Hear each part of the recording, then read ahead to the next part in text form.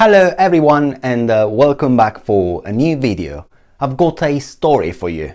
The story of a team leader who calls one of the teams into the office and the blame game starts. Have you ever found yourself in a similar position where criticism is far from being constructive? We will come back to this true story in a moment.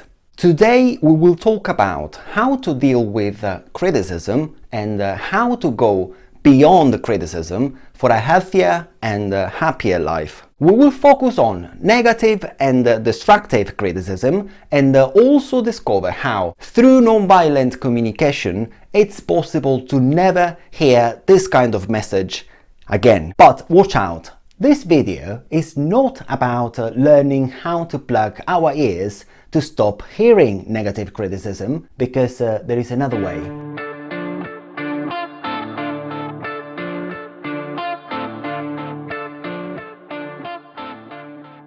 My name is Salvatore Beninato and I am a psychologist.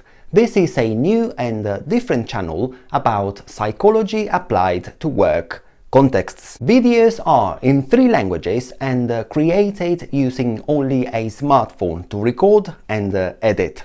For this reason, I have created 3 playlists in this channel to simplify the search for the videos that most interest you. One with all videos in Italian, one in English and the third one in Spanish. So all you have to do is just choose your language and enjoy the videos. I hope this video is useful and interesting for you. If you like it, please consider subscribing, and to stay up to date with my new publications, click on the bell icon. Right, let's get started. What does a person really communicate when he or she criticizes in a negative and destructive way? There is a poem that says, "Words are windows, or they are walls. They sentence us or set us free." Negative criticism is a wall when the purpose of our communication is to win, to be right, to get ahead of others. Criticism is a window when the purpose of our communication is to enter into a mutual connection, an empathetic connection with the other person. If we begin to see criticism as windows, we have the opportunity to get in touch and empathize with others and with ourselves in a more complete and happy way. That is what we will try to do today. If criticism is a wall instead, we have lost a great opportunity, especially if we consider that quality communication is one of the most precious skills. Considering negative criticism as windows will allow us to listen to and empathize with the person who is criticizing that way without hearing any kind of criticism anymore. That's a big change, isn't it? Rosenberg says that if we no longer hear negative and destructive criticism, we see the world through different eyes and will live happier and longer. Let's continue with the story of the team leader. The team is defined by the team leader as a bunch of sheep in a pen.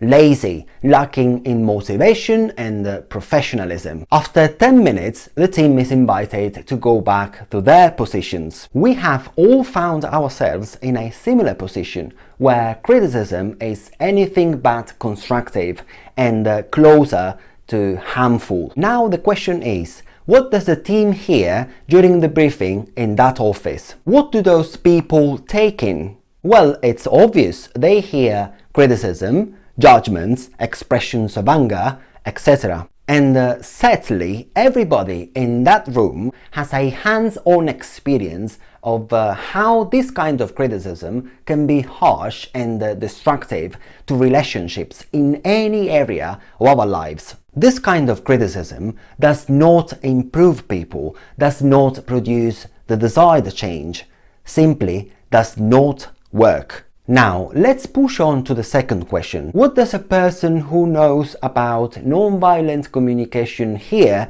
during the briefing in that office? Well, he or she does not hear any form of criticism because they see the entire situation from another point of view and surely go home much less worn out. This is the core of today's video. See, criticism in non-violent communication does not exist. So, certainly, you want to be sure that you will never ever receive those messages from anyone, especially when they are criticizing you. I will show you some other options. We will learn how to never hear criticism again and, as a result, live a healthier life. But to understand this passage, we have to grasp the purpose of non-violent communication. In the previous video, we learned the basics of non-violent communication developed by Marshall Rosenberg to resolve conflicts. We did some practical exercises and ended up realizing that this communication process can not only help us manage and resolve conflicts, but can also guide us towards a more complete and happy way of being in contact with ourselves and others. The link in my previous video is in the description box below, together with the link of the full version of Rosenberg's seminar. In my video, I also said that non-violent communication is not a panacea to magically resolve conflicts, and perhaps it requires a radical change in us. Today, we will understand why a change is required to enable us to not hear criticism anymore and to cultivate another way of seeing criticism and deal with it. So, the main purpose of non-violent communication is to help us communicate in a healthier way by paying attention to feelings and needs, and also develop empathetic listening. But let's just take a step back to my last video where we explained the difference between jackal and giraffe language and the four phases process of non-violent communication: observation, feeling, need, and request. Practically speaking, in a conflict situation, we observe what happens, so we observe before we speak. We pay attention to our feelings, we recognize our needs that have not been met in that specific situation, and finally, we formulate our request by saying, "Would you please?" When our needs are not getting met, we need to know how to say please in a way that makes it easier for people to give it to us, or at least makes the other person more willing to listen to us and collaborate together to find a solution that works for both. It is a fundamental skill for a healthy life that non-violent communication promotes, because it helps us express what is really alive in ourselves. So we do this by saying to the person, "You are behaving in a way that is not meeting my needs. Would you please do this to meet them?" We also have to ensure that not a single word we use implies criticism and judgment on the part of the other person. We also do everything we can to promote trust in people so that when we make a request, it really is a request and not a demand. So, to sum up the last video, in a few words, we learned how to say please in non-violent communication, or, if you prefer, in giraffe language. But there is a second part of the process of non-violent communication. As a language of giving and receiving, it consists of how to empathetically hear others and their ways of saying please. So, how can you receive from other people what is alive in them in order to make life more beautiful, as Rosenberg says? How can you know what they are feeling and needing without hearing any criticism or demand from them? This is no easy task because we are not used to it. How to listen to people, and more importantly, especially when these people are saying please in a jackal way, using criticism, judgment and expressions of anger. So how do we receive and respond to the jackal way of saying please, given that the jackal language is the most spoken language in the world? In other words, how do we deal with the situation when the person is expressing please the way we have talked about in the story of the team leader and the blame game at the beginning of this video? Do you remember? You are all a bunch of sheep in a pen. You are lazy, lacking in motivation and professionalism. You see, that is a please from someone who is criticizing others. Never forget it. This team leader or whoever is using criticism that way, using those words of anger and blame, has a need that is not getting met in that specific situation. And Rosenberg proposes that we ask ourselves two questions that can totally change the way we see negative and destructive criticism. These two questions can help us create the mindset we need to deal with negative criticism. First, isn't it sad that this person only knows that way to ask for it? More precisely, isn't it tragic for these people to be saying please in a way that almost guarantees they are not going to get what they want? Or, if they do it, is going to be motivated purely by fear, guilt, or shame. This often happens when the relationship is not equal, especially in the working environment between bosses and subordinates. Second, and this is the radical change we have to make. Wouldn't it be even sadder if, when the person says please, we do not hear the please, but instead we hear criticism and get defensive or worse, react to it?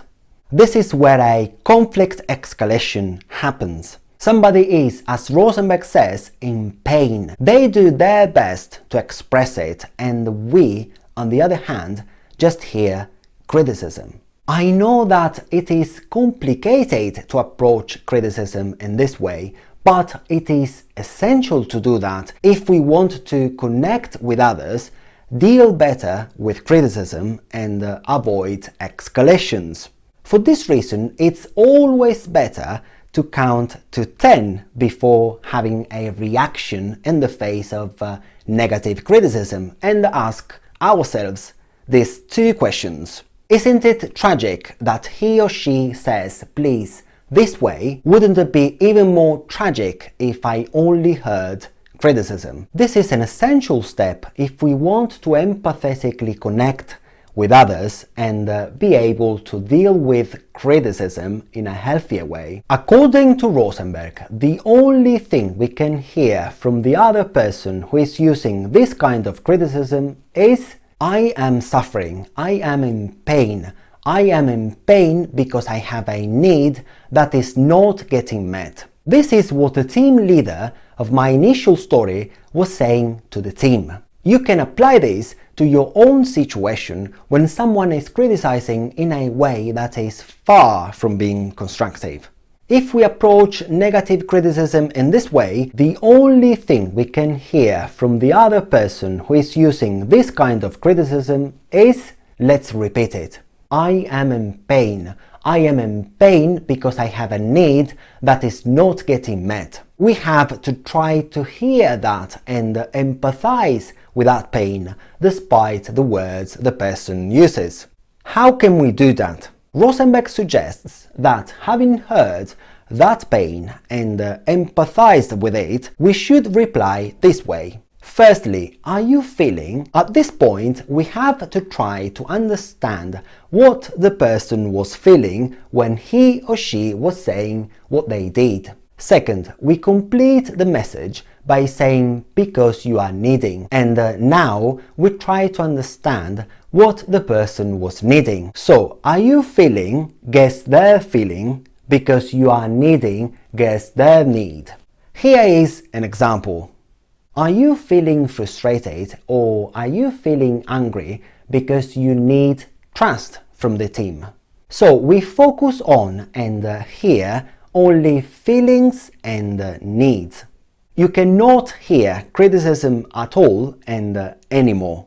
We simply use the thoughts, words and expressions of whoever is criticizing that way as a window. So we look through the window, we look through the criticism to the needs that lie behind it. Here is the poem. Words are windows, or they are walls. They sentence us or set us free. Rosenberg says that if we hear the feelings and needs behind the words, we will start to see a whole different world. We will be able to stay in contact with the essence of that person, what is really alive. In doing so, we will not live in a world of criticism or judgment anymore, and will no longer be subjected to the power of others to dehumanize us, because we will take their wrath as a gift. They are just saying please, albeit in a very strange way. See, sometimes a very strange please comes out as harsh and negative criticism. This also applies to us when we criticize others and ourselves in a non-constructive way. So, if we are able to empathize in this way and enter into a mutual connection, maybe we will also be able to discover more about the pain of the person who is criticizing. What was happening to that team leader? The team leader needed to be recognized as a good leader and also worried about being fired and much more. First, the entire company was going through a massive structural change with new top executives, new procedures, a huge amount of stress and a sense of uncertainty. Second, many people were speaking jackal language with the team leader in question, a language based, as you know, on criticism and judgment. Thirdly, in that company there was a relevant lack of training in soft skills. How many things can come to the surface? When an empathetic connection is established, we can find renewed energy in ourselves, not to justify criticism, but to deal better with it. This can happen only if we leave the game that we usually play, the game of who is right. This is the radical change that we should promote in ourselves, in workplaces and the wider community for a healthier and happier life. Until next time. Ciao!